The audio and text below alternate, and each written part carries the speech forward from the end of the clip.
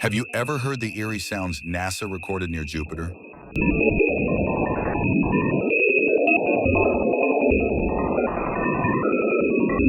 Those deep whistles, the metallic howls.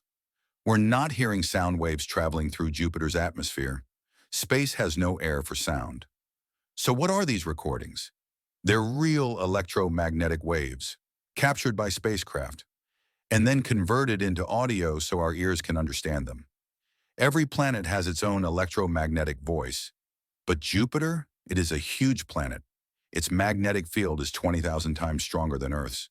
So the waves around it create chaotic signals, screams, pulses, crackles, like a cosmic thunderstorm.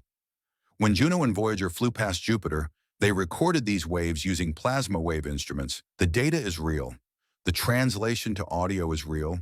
The physics behind it is real. These waves aren't random.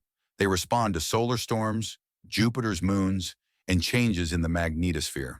They behave exactly how physics predicts, which is why scientists accept them as authentic. The universe doesn't need air to speak. It speaks through electricity, magnetism, and Jupiter just happens to scream the loudest.